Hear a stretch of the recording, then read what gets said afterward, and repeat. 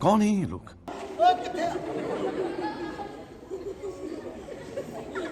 ये फंस गया। Once more!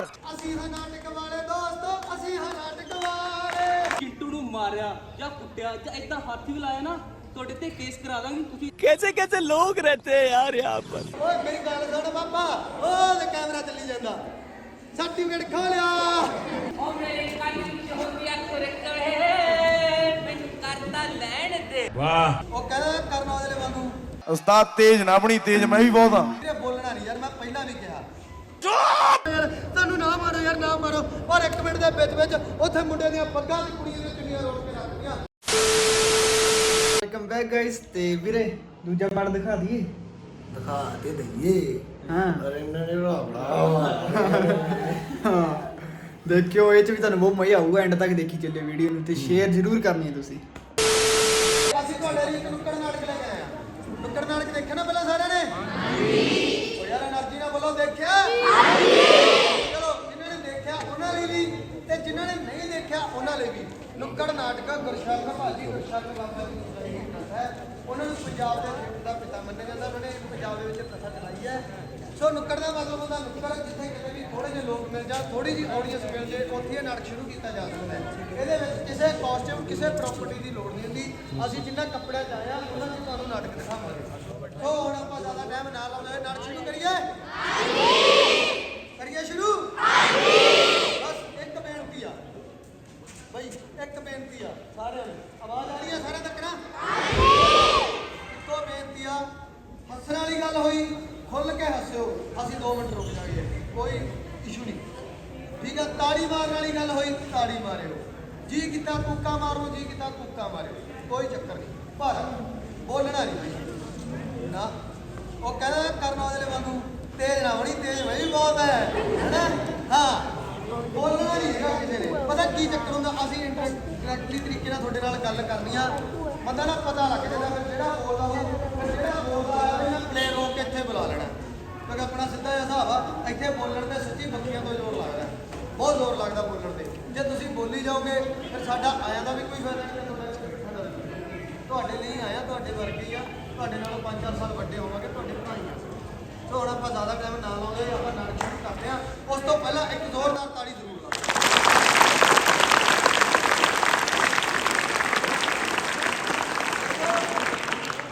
ਨੁੱਕੜ ਨਾਟਕ ਹਮੇਸ਼ਾ ਏਦਾਂ ਸ਼ੁਰੂ ਹੁੰਦੇ ਨੇ ਜਿਵੇਂ ਆਪਣੇ ਸਕੂਲ ਦਾ ਜਨਰੇਟਰ, ਜਿਵੇਂ ਅਸੀਂ ਇਹਦੇ ਵਿੱਚ ਤਾੜੀ ਮਾਰਾਂਗੇ ਉਵੇਂ ਤਾੜੀ ਲਾਉਣੀ ਹੈ, ਠੀਕ ਆ?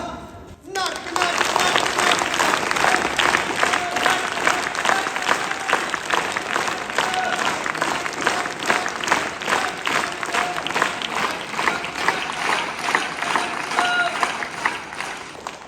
ਅਸੀਂ ਹਾਂ ਨਾਟਕ ਵਾਲੇ ਦੋਸਤੋ, ਅਸੀਂ ਹਾਂ ਨਾਟਕ ਵਾਲੇ।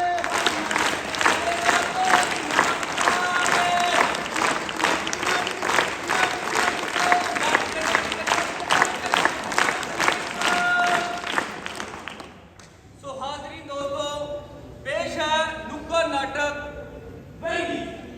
ਸਤਿ ਸ਼੍ਰੀ ਅਕਾਲ ਜੀ।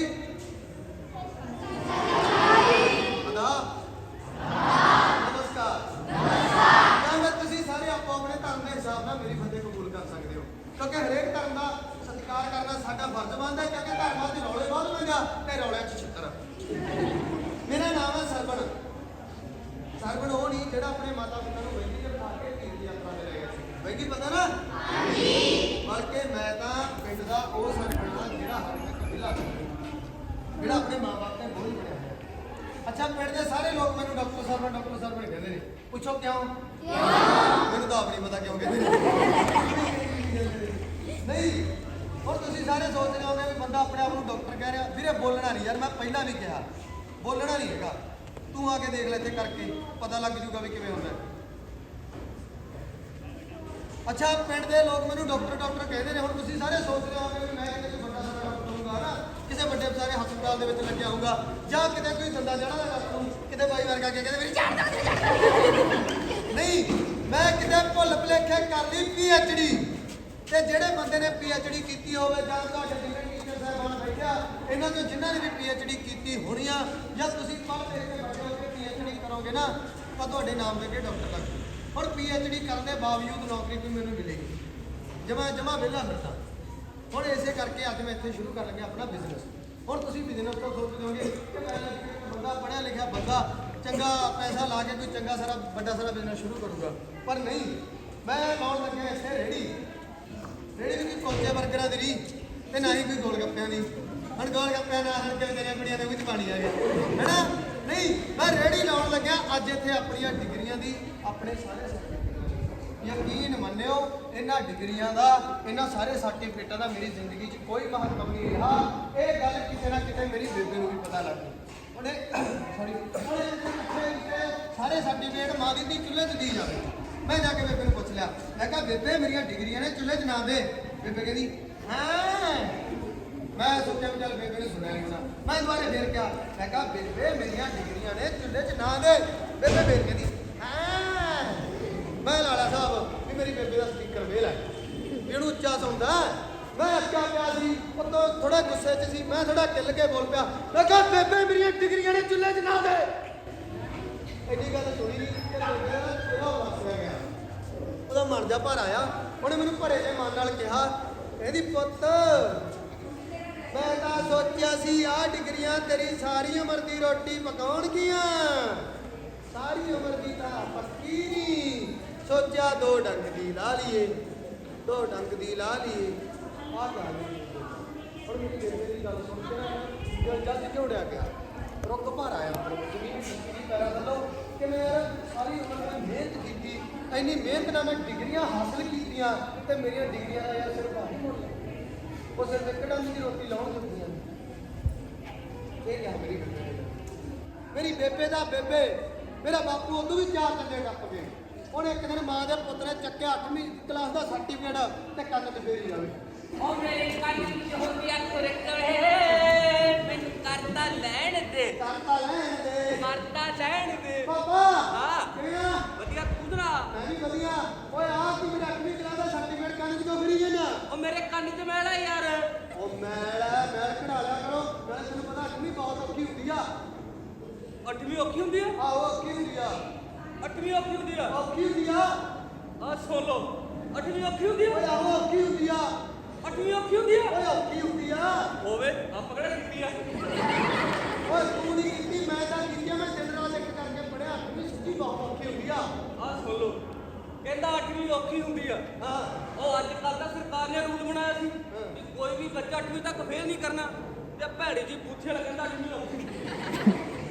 ਪਾਪਾ ਹਾਂ ਪੁੱਤ। ਮੇਰੀ ਬੁੱਥੀ ਭੈੜੀ ਆ। ਹਾਂ ਫਿਰ ਜਿਹੋ ਜਿਹਾ ਤੂੰ ਸੀ ਉਹ ਜਿਹਾ ਮੈਂ ਹੋ ਗਿਆ।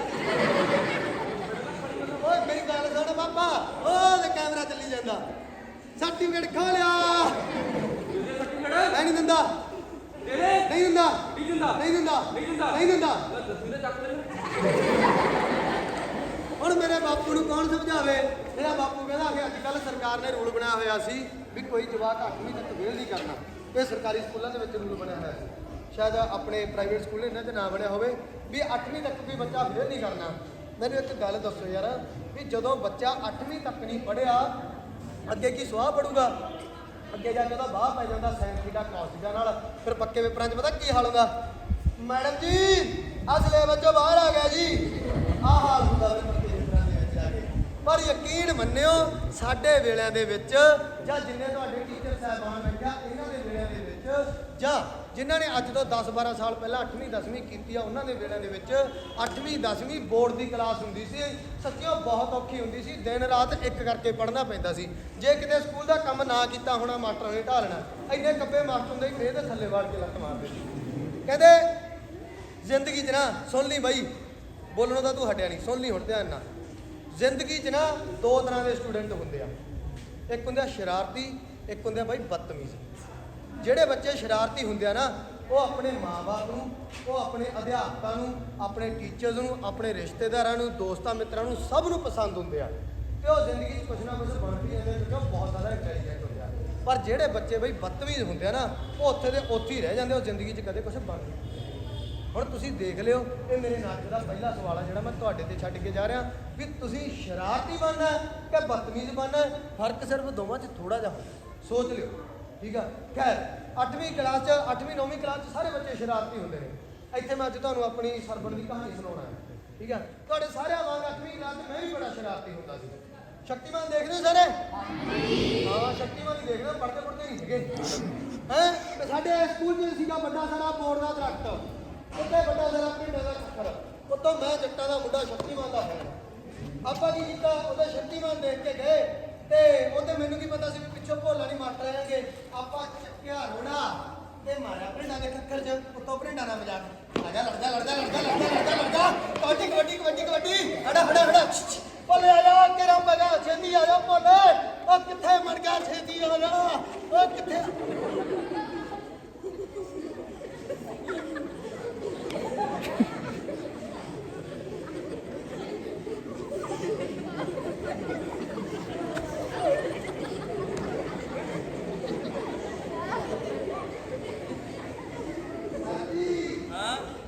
ਪਾਉ ਲੱਗੇ ਜੀ। ਪਾਉ ਲੱਗੇ ਤਾਂ ਹੋਰ ਕਿੰਨੇ ਕਿਲੋ ਵਾਲਾ? 5 ਲੱਖ ਦਾ। ਚੱਲ ਮੁਰਗਾ ਬਣ ਤੇ। ਹਾਂਜੀ, ਮੁਰਗਾ ਬਣ। ਕਿਹੜਾ ਜੀ ਤਰੀ ਵਾਲਾ ਕਿ ਸੁੱਕਾ? ਉਹ ਜੀ ਕਰਦਾ ਕੀ ਸੀ? ਉਹ ਤਾਂ ਜੀ ਮੈਂ ਭਿੰਡਾਂ ਨਾਲ ਕਬੱਡੀ ਖੇਡਦਾ ਸੀ ਜੀ। ਕਿਹੜੀ ਕਬੱਡੀ? ਹਾਂਜੀ, ਹੱਥ ਤੋਂ ਜਿਹੜਾ ਪਤਾ ਕਾ ਲੈਣਾ? ਮਾਸਟਰ ਜੀ ਮੈਂ ਥੋੜੀ ਪੰਗਾ ਲਿਆ ਸੀ। ਹੋਰ? ਉਹ ਤਾਂ ਭਿੰਡਾਂ ਨੇ ਆਪਣੇ ਸਕੂਲ ਤੇ ਹਮਲਾ ਬੋਲਦਾ ਸੀ। ਅੱਛਾ। ਉਹ ਫਿਰ ਮੈਂ ਸ਼ਕਤੀਮਾਨ ਦੇਖ ਕੇ ਆਇਆ ਸੀ, ਮੈਂ ਕੱਲੀ ਕੱਲੀ ਭਰਿੰਡ ਨੂੰ ਘੇਰਾ ਪਾ ਲਿਆ। ਮਾਰਦੀ ਗਲੀ ਗਲੀ। ਨਹੀਂ ਐ ਤਾਂ ਕੁਝ ਕੁ ਸਾਈਡਾਂ ਤੋਂ ਵੀ ਲੰਘ ਗਿਆ ਜੀ। ਆਪਾਂ ਫੇਰ ਮਾਰਦੇ ਆ। ਇਹਦੇ ਬਾਰੇ ਸੁਣ ਲਓ ਜੀ। ਇਹ ਸਾਡੇ ਸਕੂਲ ਦਾ ਹੋਣ ਵਾਲਾ ਵਿਦਿਆਰਥੀ ਹੈ। ਬਸ ਜੀ ਕਦੇ ਮਾਣ ਹੀ ਨਹੀਂ ਕੀਤਾ। ਯਾਰ ਉਹ ਤਾਂ ਕਰਨ ਵੀ ਨਹੀਂ ਦੇਣਾ। ਹਾਂ, ਤੇ ਸਾਰਾ ਕੰਮ ਬਿਲਕੁਲ ਟਿਪ ਟੌਪ ਕਰਕੇ ਲਿਆਉਂਦਾ। ਹਾਂਜੀ ਤੇ ਅੱਜ ਵੀ ਮੇਰਾ ਸ਼ੇਰ ਪੱਕਾ ਕੰਮ ਪੂਰਾ ਕਰਕੇ ਲਿਆਇਆ ਹਾਂਜੀ ਹੋਇਆ। ਹਾਂਜੀ ਹਾਂਜੀ ਹਾਂਜੀ। ਲਿਆ ਫਿਰ ਕਾਪੀ ਲਿਆ, ਕਾਪੀ ਚੈੱਕ ਕਾਪੀ ਲਿਆ, ਕਾਪੀ ਚੈੱਕ ਕਰਦੇ ਆ। ਆਪਣੇ ਹੀ ਘਰੇ ਪਿਆ। ਅੱਛਾ, ਰੋਟੀ ਖਾਣੀ ਨਹੀਂ ਪੁੱਤ? ਰੋਟੀ ਰੋਟੀ ਮੈਂ ਖਾਂਦੀ। ਹੋਰ ਕੀ ਖਾਣਾ? ਪਰੌਂਠੇ। ਉਹ ਮੈਂ ਤੋਂ ਲਫੇੜੇ ਨਾ ਖਾਲੀ, ਤੂੰ ਕਰੇ ਜਾ। ਨਾਲੇ ਬਾਪੂ ਨੂੰ ਬੁਲਾ ਕੇ ਲਿਆ ਤੇ ਨਾਲੇ ਆਪਣੀ ਕਾਪੀ ਲੈ ਕੇ ਜਾ। ਅਰਜੀ ਮੇਰੀ ਭੂਆ। ਅਰਜੀ ਮੇਰੀ ਭੂਆ ਨਹਿਰ 'ਚ ਜਾਲ ਮਾਰ ਗਈ। ਮੇਰੀ ਭੂਆ ਨਹਿਰ 'ਚ ਜਾਲ ਮਾਰ ਗਈ। ਉਹ ਦਿਨ ਬੱਕਰੀਆਂ ਵੀ ਨਹਿਰ ਸੁੱਕੀ ਸੀ। ਪਾਗਲਾ ਤੂੰ, ਦਿਮਾਗ ਠੀਕ ਹੈ ਤੇਰਾ? ਚੱਲ ਕਰ ਜਾ। ਨਾਲੇ ਬਾਪੂ ਨੂੰ ਬੁਲਾ ਕੇ ਲਈ, ਨਾਲੇ ਕਾਪੀ ਲੈ ਗਈ। ਪਾਪੇ ਨੂੰ ਬੁਲਾਣਾ, ਪਾਪਾ ਕਿਹੜਾ ਪ੍ਰਧਾਨ ਮੰਤਰੀ ਆ ਜੀ? ਯਾਰ ਪਾਪਾ ਤੇਰਾ ਪ੍ਰਧਾਨ ਮੰਤਰੀ ਆ, ਰਾਸ਼ਟਰਪਤੀ ਆ, ਇਹ ਮੈਂ ਦੱਸੂ। ਠੀਕ ਹੈ, ਜਾ ਕਰ ਜਾ, ਕਾਪੀ ਲੈ ਗਿਆ। ਠੀਕ ਆ ਜੀ, ਜਾਨਾ ਜੀ। ਸਰ ਜੀ ਹਾਂ, ਬੋਲਟ ਹੈਗਾ, ਹਾਏ ਬੈਕ ਮਾਰਦਾ।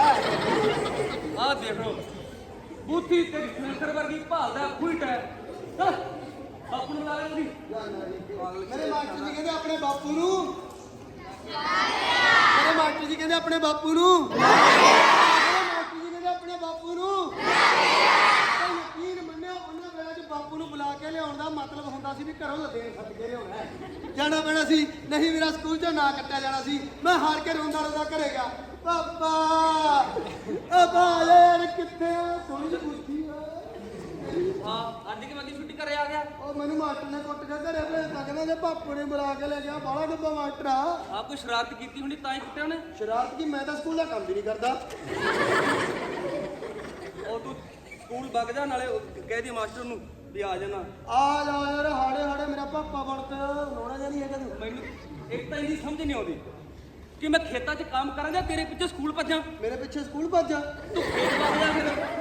ਮੈਨੂੰ ਨਹੀਂ ਪਤਾ। ਜਾ ਜਾ, ਮਾਸਟਰ ਨੂੰ ਕਹਿ ਦੀ ਮੇਰੇ ਬਾਪੂ ਆਉਂਦਾ। ਹਾਂ ਆ ਜੀ, ਕਿਤੇ ਠੇਕੇ ਤੇ ਨਾ ਚੱਲ ਜੀ। ਉਹ ਆਪਾਂ ਠੇਕੇ ਤੇ ਨਹੀਂ ਜਾਂਦੇ, ਪਾਪਾ ਦਾਰੂ ਛੱਡਤੀ। ਕਰੇ ਕੱਢੀ ਦੀ। ਠੀਕ ਹੈ, ਚੱਲ ਮਾਸਟਰ ਨੂੰ ਕਹਿ ਦੀ ਆਜੂ ਮੇਰੇ ਬਾਪੂ। ਠੀਕ ਆ। ਬਸ ਫੇਰ ਕੀ ਸੀ, ਮੇਰੇ ਬਾਪੂ ਜੀ ਮੇਰੇ ਪਿੱਛੇ ਪਿੱਛੇ ਮੇਰੇ ਸਕੂਲ ਦੇ ਵਿੱਚ ਆ ਗਏ। ਮੇਰੇ ਮਾਸਟਰ ਜੀ ਨੇ ਮੇਰੇ ਬਾਪੂ ਜੀ ਕੋਲ ਮੇਰੀ ਸ਼ਿਕਾਇਤ ਲਾਤੀ ਤੇ ਮੇਰੇ ਬਾਪੂ ਜੀ ਨੇ ਮੈਨੂੰ ਸਾਰੇ ਸਕੂਲ ਦੇ ਸਾਹਮਣੇ ਬੱਕਰੇ ਵਾਂਗੂ ਢਾਲਿਆ। ਨਾਲੇ ਮੇਰੇ ਮਾਸਟਰ ਜੀ ਨੂੰ ਕਹਿ ਗਏ ਵੀ ਜੇ ਕਿਤੇ ਸਾਡਾ ਜਵਾਕ ਨਾ ਪੜੇ ਤਾਂ ਢਾਲੋ, ਕੋਈ ਇਲਤਬਾਜ਼ੀ ਕਰੇ ਤਾਂ ਢਾਲੋ, ਕੋਈ ਸ਼ਰਾਰਤ ਕਰੇ ਤਾਂ ਢਾਲੋ। ਪਰ ਦੇਖਦੇ ਕਿਉਂ ਡਾਕਟਰ ਦੀ ਦਵਾਈ ਵਾਂਗੂ 3 ਟਾਈਮ ਕੱਟ ਪੈਂਦੀ ਰਹੀ। ਸਕੂਲ ਆਉਣ ਤੋਂ ਬਾਅਦ, ਅੱਡੀ ਛੁੱਟੀ ਵੇਲੇ ਤੇ ਸਕੂਲ ਛੱਡਣ ਤੋਂ ਪਹਿਲਾਂ।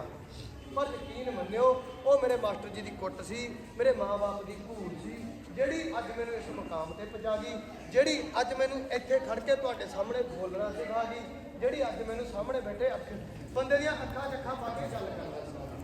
ਉਹ ਮੇਰੇ ਮਾਸਟਰ ਜੀ ਦੀ ਕੁੱਟ ਸੀ ਤੇ ਮੇਰੇ ਮਾਂ-ਬਾਪ ਦੀ ਘੂਰ ਸੀ। ਪਰ ਅੱਜ ਕੱਲ੍ਹ ਉਹ ਵੇਲੇ ਨਹੀਂ ਰਹੇ ਬਈ। ਅੱਜ ਕੱਲ੍ਹ ਤਾਂ ਜੇ ਕਿਤੇ ਕੋਈ ਕਾਲਜ ਦਾ ਪ੍ਰੋਫੈਸਰ, ਕਾਲਜ ਤਾਂ ਬਹੁਤ ਦੂਰ ਦੀ ਗੱਲ ਆ, ਜੇ ਕਿਤੇ ਕੋਈ ਸਕੂਲ ਦਾ ਟੀਚਰ ਕਿਸੇ 9ਵੀਂ 10ਵੀਂ 11ਵੀਂ 12ਵੀਂ ਦੇ ਜਵਾਕ ਨੂੰ ਹੱਥ ਲਾ ਦੇ, ਪਹਿਲੀ ਗੱਲ ਤਾਂ ਗੱਲ ਘਰ ਤੱਕ ਜਾਂਦੀ ਨਹੀਂ, ਉਹ ਆਪ ਹੀ ਟਾਈਮ ਪਾ ਲੈਂਦੇ ਆ।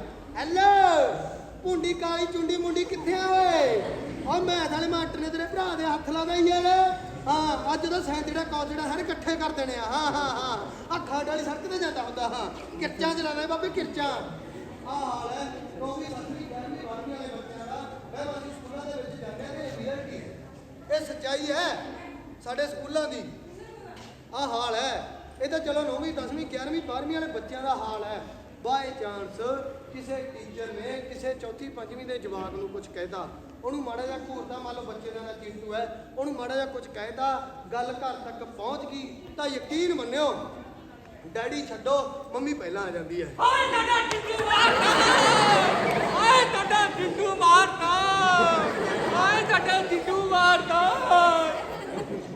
ਮਾਸਟਰ ਜੀ ਤੁਸੀਂ ਆ ਹਾਂਜੀ ਮਾਸਟਰ ਜੀ ਤੁਸੀਂ ਆ ਨਹੀਂ ਮੈਂ ਪੱਖੇ ਠੀਕ ਕਰਨ ਆਇਆ ਆਹ ਮੈਨੂੰ ਮਾਸਟਰਾਂ ਨੂੰ ਦੱਸੋ ਤੁਸੀਂ ਸਾਡੇ ਚਿੱਟੂ ਨੂੰ ਕਿਉਂ ਕੁੱਟਿਆ ਇਹ ਤੁਸੀਂ ਕਾਹਨ ਗਲਤ ਕੀਤਾ ਹਾਂ ਤੁਸੀਂ ਸਾਡੇ ਚਿੱਟੂ ਨੂੰ ਕਿਉਂ ਕੁੱਟਿਆ ਭੈਣ ਜੀ ਮੇਰੀ ਗੱਲ ਇਹ ਤੁਸੀਂ ਬਹੁਤ ਗਲਤ ਕੀਤਾ ਹਾਂ ਭੈਣ ਜੀ ਤੁਸੀਂ ਮੇਰੀ ਸਾਡੇ ਚਿੱਟੂ ਨੂੰ ਕਿਉਂ ਕੁੱਟਿਆ ਭੈਣ ਜੀ ਮੇਰੀ ਇਹ ਗੱਲ ਤੁਸੀਂ ਬਹੁਤ ਗਲਤ ਕੀਤਾ ਭੈਣ ਜੀ ਮੇਰੀ ਗੱਲ ਤਾਂ ਸੁਣੋ ਹਾਂਜੀ ਤੁਸੀਂ ਚਿੰਟੂ ਦੇ ਮੰਮੀ ਹੋ ਹਾਂ ਇਹ ਤੁਸੀਂ ਬਹੁਤ ਗਲਤ ਕੀਤਾ ਹੈ ਹਾਂ ਹੁਣ ਦੱਸੋ ਤੁਸੀਂ ਸਾਡੇ ਚਿੱਟੂ ਨੂੰ ਕੁੱਟਿਆ ਤੇ ਕੁੱਟਿਆ ਕਿਉਂ ਭੈਣ ਜੀ ਕੁੱਟੀ ਇਹਨਾਂ ਦਾ ਹੋਰ ਕੀ ਕਰੀਏ ਤੁਹਾਡਾ ਚਿੰਟੂ ਪੜਦੇ ਹੀ ਅਸੀਂ ਪੜਾਉਣਾ ਹੀ ਨਹੀਂ ਕੀ ਮਤਲਬ ਮਤਲਬ ਸਾਡਾ ਚਿੰਟੂ 17.5 ਬੈਂਡ ਲੈ ਕੇ ਜਾਊਗਾ ਕੈਨੇਡਾ ਸਾਢੇ 17 ਭੈਣ ਜੀ ਰੱਬ ਦਾ ਵਾਸਤਾ ਮਿੰਟ ਵਾਲੀ ਗੱਲ ਆ ਬੈਂਡ ਥੋੜੇ ਜਿਹਾ ਘੱਟ ਕਰ ਲਓ ਸਾਡਾ ਚਿੰਟੂ ਕੁਝ ਵੀ ਕਰ ਸਕਦਾ 17.5 18.5 19 ਕੁਝ ਵੀ ਲੈ ਸਕਦਾ ਉਹ ਮੇਰਾ ਮਤਲਬ ਜਾਊਗਾ ਕਾਹਦੇ ਤੇ ਜਹਾਜ਼ ਤੇ ਜਾਊ ਸਾਈਕਲ ਤੇ ਜਾਊ ਉਹ ਮੇਰਾ ਮਤਲਬ ਜਾਊਗਾ ਕਿਵੇਂ ਮਾਸਟਰ ਜੀ ਉਰਿਆ ਹਾਂਜੀ ਆ ਕੀ ਹੈ ਹੱਥ ਹੈ ਉਹ ਜਹਾਜ਼ ਹੈ ਇੱਕ ਮਿੰਟ ਦੁਬਾਰਾ ਦੇਖੋ ਆ ਕੀ ਹੈ ਇਹ ਜੀ ਜਹਾਜ਼ ਹੈ ਉਹ ਹੱਥ ਹੈ ਕੀ ਕਰ ਰਹੇ ਹੋ ਮਾਸਟਰ ਜੀ ਇੱਕ ਮਿੰਟ ਦੁਬਾਰਾ ਦੇਖੋ ਇਹ ਕੀ ਹੈ ਇਹ ਜੀ ਹੱਥ ਵਾਲਾ ਜਹਾਜ਼ ਹੈ ਬਿਲਕੁਲ ਸਹੀ ਬਿਲਕੁਲ ਸਹੀ ਹਾਂਜੀ ਆ ਸਾਡੇ ਚਿੰਟੂ ਬੈਠਾ ਬਾਵੇ ਵੱਲੋਂ ਚਿੰਟੂ ਇਹਨੂੰ ਦਵਾਈ ਦਵਾ ਦਿਓ ਉਲਟੀ ਨਾ ਆ ਜਾਏਗੀ ਉਹ ਸਾਡਾ ਚਿੰਟੂ ਹੈ ਕੁਝ ਨਹੀਂ ਹੋਣ ਲੱਗਿਆ ਮੈਂ ਹੈਗੀ ਨਾ ਕੇਅਰ ਕਰਨ ਵਾਸਤੇ ਠੀਕ ਹੈ ਜੀ ਚਿੰਟੂ ਬਾਏ ਬਾਏ ਬੋਲੋ ਚਿੰਟੂ ਬਾਏ ਚਿੰਟੂ ਮਾਸਟਰ ਜੀ ਸਾਈਡ ਤੋਂ ਹੋ ਜੂ ਉੱਤੇ ਡਿੱਗ ਜੂ ਬਾਏ ਚਿੰਟੂ ਆ ਸਾਡਾ ਚਿੰਟੂ ਪਹੁੰਚ ਗਿਆ ਕੈਨੇਡਾ ਪਹੁੰਚ ਗਿਆ ਜੀ ਆਹ ਦੇਖ ਲਓ ਦੁਨੀਆ ਦਾ ਪਹਿਲਾ ਜਹਾਜ਼ ਹੈ ਜਿਹੜਾ ਚੜਿਆ ਬਾਅਦ ਚ ਉੱਪਰ ਪਹਿਲਾਂ ਗਿਆ ਸਾਡਾ ਜਹਾਜ਼ ਹੈ ਕੁਝ ਵੀ ਹੋ ਸਕਦਾ ਸਾਡੇ ਕੋਲ ਵੱਡੀ ਵੱਡੀ ਕੋਠੀਆਂ ਵੱਡੀ ਵੱਡੀ ਕਾਰ ਹੈ ਕਿੱਡੀ ਕੁ ਵੱਡੀ ਕਾਰ ਹੈ ਜੀ ਆਪਣੇ ਕੋਲੇ ਸਾਡੇ ਕੋਲ ਸੈਂਟਰੋ ਸੈਂਟਰੋਂ ਵੱਡੀ ਗੱਡੀ ਮੈਨੂੰ ਅੱਜ ਪਤਾ ਲੱਗਿਆ ਜੀ ਨੈਣੋ ਤੋਂ ਤਾਂ ਵੱਡੀ ਹੁੰਦੀ ਹੈ ਚਲੋ ਕੁਛ ਵੀ ਆ ਭੈਣ ਜੀ ਕਿਰਪਾ ਕਰਕੇ ਹੁਣ ਤੁਸੀਂ ਜਾਓ ਹਾਂ ਮਾਸਟਰ ਦੀ ਗੱਲ ਸੁਣ ਲਓ ਹਾਂਜੀ ਜੇ ਅੱਜ ਤੋਂ ਬਾਅਦ ਸਾਡੇ ਚਿੰਟੂ ਨੂੰ ਮਾਰਿਆ ਜਾਂ ਕੁੱਟਿਆ ਜਾਂ ਇਦਾਂ ਹੱਥ ਵੀ ਲਾਇਆ ਨਾ ਤੁਹਾਡੇ ਤੇ ਕੇਸ ਕਰਾ ਦਾਂਗੇ ਤੁਸੀਂ ਜਾਣਦੇ ਨਹੀਂ ਮੇਰੀ ਪਹੁੰਚ ਕਿੱਥੋਂ ਤੱਕ ਹੈ ਕਿੱਥੋਂ ਤੱਕ ਆ ਜੀ ਉੱਥੋਂ ਤੱਕ ਉਹ ਭੈਣ ਜੀ ਤੁਹਾਡੀ ਪਹੁੰਚ ਜਿੱਥੋਂ ਤੱਕ ਮਰਜ਼ੀ ਹੋਵੇ ਅਸੀਂ ਤੁਹਾਡੇ ਚਿੰਟੂ ਨੂੰ ਅੱਜ ਤੋਂ ਬਾਅਦ ਕੁਝ ਨਹੀਂ ਕਹਿੰਦੇ ਪਲੀਜ਼ ਕਿਰਪਾ ਕਰਕੇ ਹੁਣ ਤੁਸੀਂ ਜਾਓ ਹਾਂ ਮੈਂ ਜਾ ਰਹੀ ਹਾਂ ਮੇਰੇ ਬਿਊਟੀ ਪਾਰਲਰ ਦਾ ਟਾਈਮ ਹੋ ਗਿਆ ਹਾਂ ਮੈਂ ਵੀ ਦਾੜੀ ਵਾਲੀ ਮੰਮੀ ਪਹਿਲੀ ਵਾਰੀ ਦੇਖੀ ਹੈ ਤੇ ਆਹ ਹਾਲ ਹੈ ਸਾਡੇ ਸਕੂਲਾਂ ਦਾ ਅੱਜ ਕੱਲ ਸਾਡੇ ਪੇਰੈਂਟਸ ਦਾ ਤੇ ਇਹ ਸੱਚਾਈ ਆ ਇਹ ਰਿਐਲਿਟੀ ਆ ਮੈਨੂੰ ਇੱਕ ਗੱਲ ਦੱਸੋ ਯਾਰ ਇਹ ਦੇਸ਼ ਦਾ ਕੀ ਮੁੱਕਿਆ ਗਿਆ ਉਹ ਦੇਸ਼ ਦੀ ਸਵਾਹ ਤਰੱਕੀ ਕਰੂਗਾ ਯਾਰ ਖੁਦ ਸੋਚੋ ਯਾਰ ਇਹ ਮੇਰਾ ਸਵਾਲ ਹੈ ਅਗਲਾ ਜਿਹੜਾ ਮੈਂ ਤੁਹਾਡੇ ਤੇ ਛੱਡ ਕੇ ਜਾ ਰਿਹਾ ਜਵਾਬ ਨਹੀਂ ਤੁਹਾਨੂੰ ਕੋਈ ਦੇਣਾ ਜਵਾਬ ਤੁਸੀਂ ਆਪਣੇ ਆਪ ਲੱਭਣਾ ਹੈ, ਕਿਉਂਕਿ ਤੁਸੀਂ ਸਾਰਿਆਂ ਨੇ ਪੜ੍ਹ ਲਿਖ ਕੇ ਵੱਡੇ ਅਫਸਰ ਬਣਨਾ ਹੈ, ਕਿਸੇ ਨੇ ਡਾਕਟਰ ਬਣਨਾ, ਕਿਸੇ ਨੇ ਇੰਸਪੈਕਟਰ ਬਣਨਾ, ਸਾਰਿਆਂ ਨੇ ਵੱਡੀਆਂ ਵੱਡੀਆਂ ਕੁਰਸੀਆਂ ਤੇ ਬੈਠਣਾ। ਇਹ ਮੈਂ ਸਵਾਲ ਤੁਹਾਡੇ ਤੇ ਛੱਡ ਕੇ ਜਾ ਰਿਹਾ। ਖੈਰ ਮੈਂ ਆਪਣੀ ਗੱਲ ਤੇ ਆਉਣਾ। 8ਵੀਂ ਕਲਾਸ ਤੋਂ ਬਾਅਦ ਮੈਂ 10ਵੀਂ ਕਲਾਸ ਦੇ ਵਿੱਚ ਹੋਇਆ ਤੇ ਉਸ ਸਾਲ ਮੈਂ ਬਿਮਾਰ ਹੋ ਗਿਆ ਤੇ ਮੈਂ ਪੇਪਰ ਨਹੀਂ ਦੇ ਸਕਿਆ ਤੇ ਮੈਂ ਫੇਲ ਹੋ ਗਿਆ।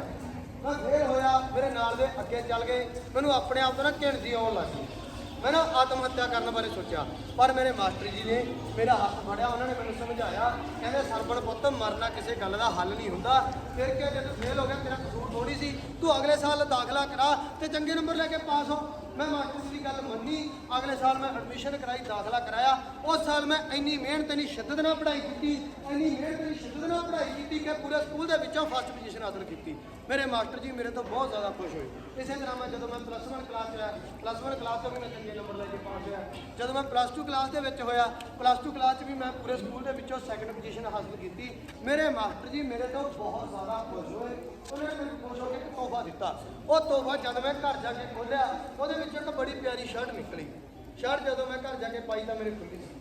ਮੈਂ ਮੇਰੇ ਬਾਪੂ ਜੀ ਨੂੰ ਆਖਿਆ, ਮੈਂ ਕਿਹਾ ਬਾਪੂ ਜੀ ਮੇਰੇ ਮਾਸਟਰ ਜੀ ਨੇ ਮੈਨੂੰ ਇੱਕ ਤੋਹਫਾ ਇੱਕ ਸ਼ਰਟ ਦਿੱਤੀ ਆ, ਉਹ ਮੇਰੇ ਖੁੱਲੀ ਆ ਵੀ ਮੈਂ ਕਿਸੇ ਬੱਚੇ ਨੂੰ ਹੋਰ ਦੇ ਦੇਣਾ ਜਾਂ ਮੈਂ ਮਾਸਟਰ ਜੀ ਨੂੰ ਵਾਪਸ ਕਰ ਆਉਣਾ, ਜਿਸ ਕਿਸੇ ਬੱਚੇ ਦੇ ਆਉਂਦੀ ਹੋਈ ਉਹਨੂੰ ਦੇ ਦੇਣਗੇ।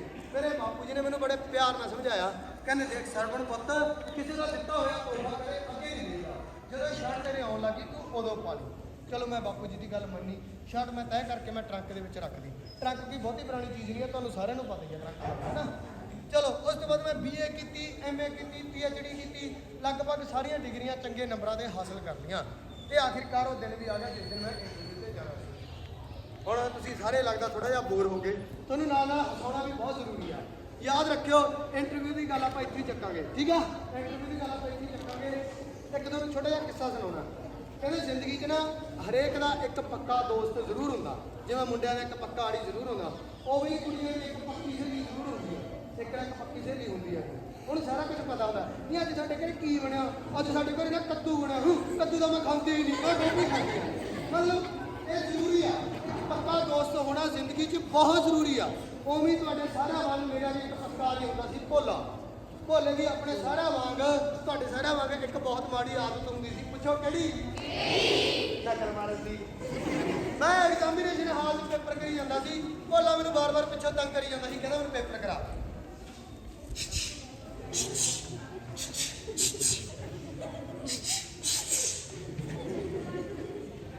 ਸੂਬੇ ਹਾਂ ਕਿਵੇਂ ਆ? ਠੀਕ ਆ।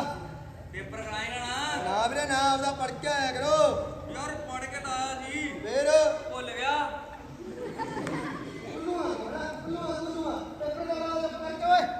ਯਾਰ ਹਾਂ। ਮੇਰੀ ਨਾ ਬੇਬੇ ਕਹਿੰਦੀ ਸੀ ਹਾਂ। ਤੂੰ ਨਾ ਦਹੀਂ ਖਾ ਕੇ ਜਾਈ, ਹਾਂ। ਸਾਰਾ ਪੇਪਰ ਆਊਗਾ। ਫੇਰ ਓਏ ਮੈਂ ਸਾਰੀ ਰਾਤ ਦਹੀਂ ਖਾਂਦਾ ਰਿਹਾ।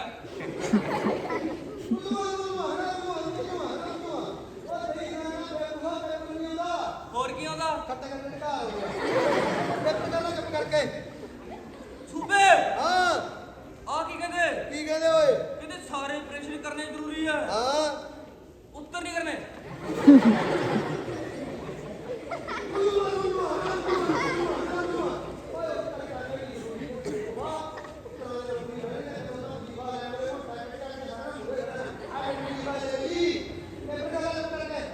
ਸੂਬੇ ਹਾਂ ਦੂਜਾ ਕਰਾ ਦੇ ਯਾਰ। ਵੀਰੇ ਆਪਾਂ ਜਮਾ ਨਹੀਂ ਕਰਾਉਂਦੇ ਨਾ, ਪੱਕਾ ਨਾ ਵੀਰੇ ਜਮਾ ਹੀ ਨਹੀਂ। ਮਰੁੰਡਾ ਖਾਉਂ ਗਰੀ ਵਾਲਾ।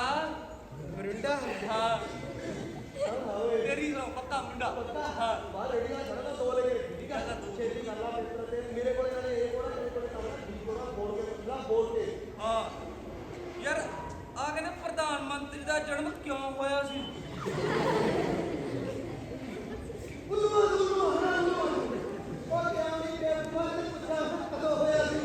ਉਹ ਸੱਚੀ ਲਿਖਿਆ ਕਹਿੰਦੇ ਕਿਉਂ ਹੋਇਆ ਸੀ? ਕਿਉਂ ਹੋਇਆ ਸੀ? ਹਾਂ ਲਿਖਿਆ ਖਿਆਲਾਂ ਨੂੰ ਤੰਗ ਕਰਨ ਹੋਇਆ ਸੀ। ਕਿਸਾਨਾਂ ਨੂੰ ਤੰਗ ਕਰਨ ਵਾਸਤੇ। ਹਾਂ ਛੇਤੀ ਕਰ ਲੈ ਯਾਰ। ਓਏ ਹਾਂ ਯਾਰ ਇੱਕ ਹੋਰ ਦੱਸ ਦੇ, ਛੇਤੀ ਪੁੱਛ ਲਾ। ਤਾਜ ਮਹਿਲ ਕਿੰਨੇ ਬਣਵਾਇਆ ਸੀ? ਸ਼ਾਹਜਹਾਂ ਨੇ। ਸ਼ਾਹਜਹਾਨ ਮਿਸਰੀ ਸੀ।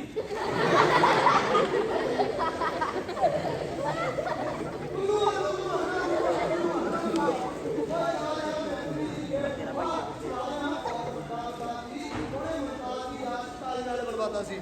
ਮੁਮਤਾਜ ਚਾਚੇ ਦਾ ਮੁੰਡਾ ਸੀ। ਕੀ ਹੈ? ਕੀ ਹੈ?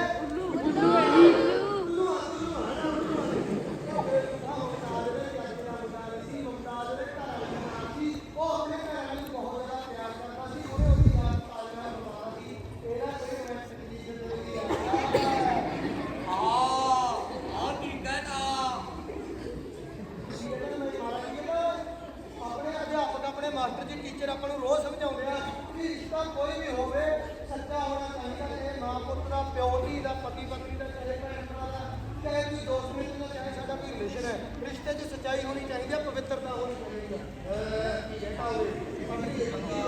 ਪੇਪਰ ਕਰ ਲਾ।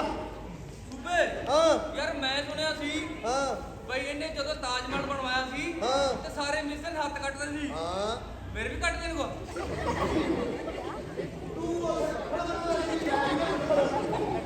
ਅੱਛਾ ਯਾਰ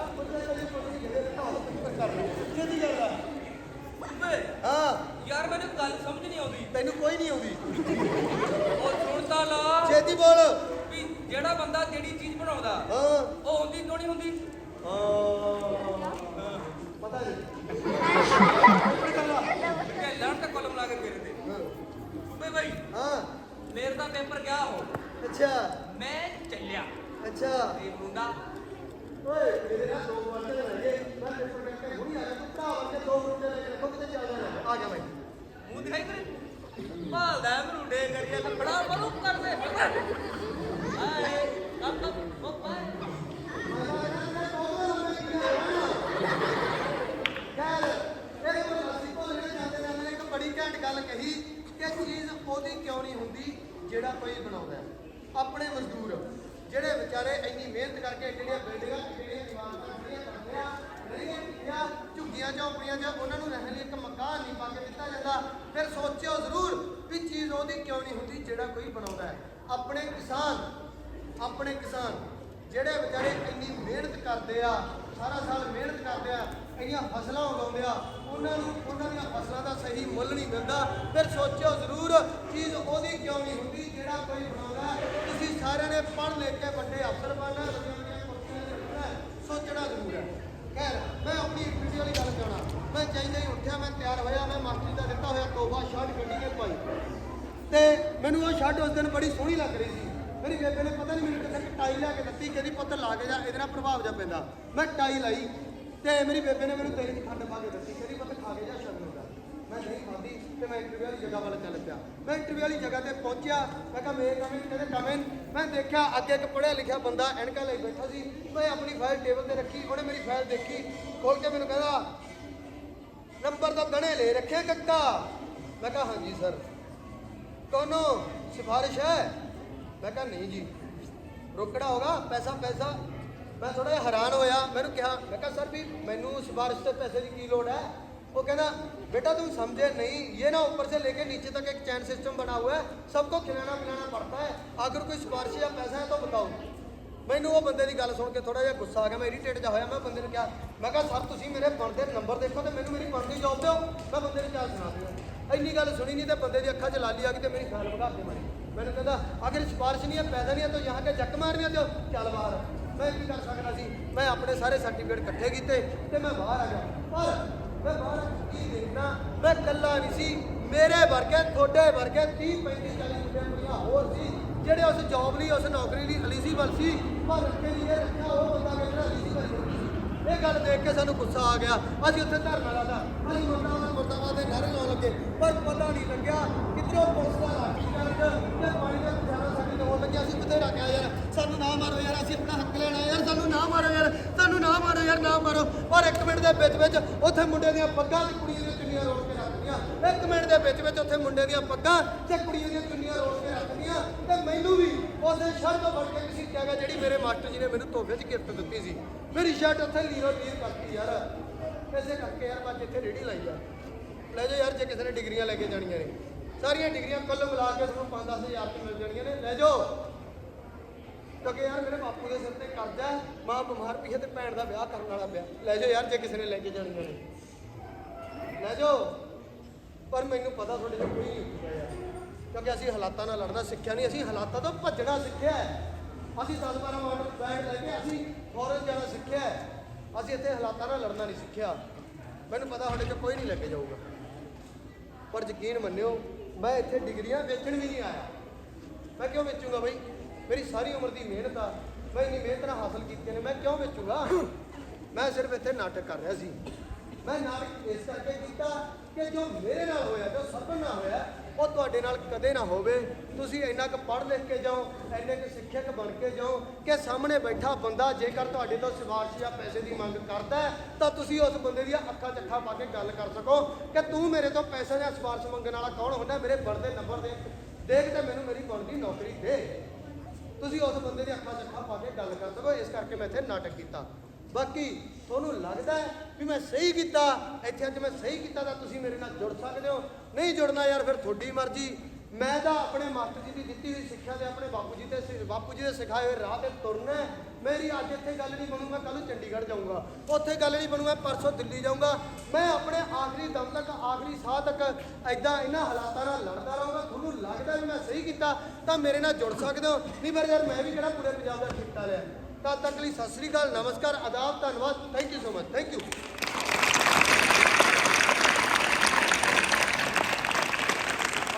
ਸੋ ਇਹ ਜੀ ਸਾਡਾ ਨੁੱਕਰ ਨਾਟਕ ਵੈਂਗੀ ਕਿਵੇਂ ਲੱਗਾ ਇੱਕ ਵਾਰ ਜ਼ੋਰਦਾਰ ਤਾੜੀ ਮਾਰ ਕੇ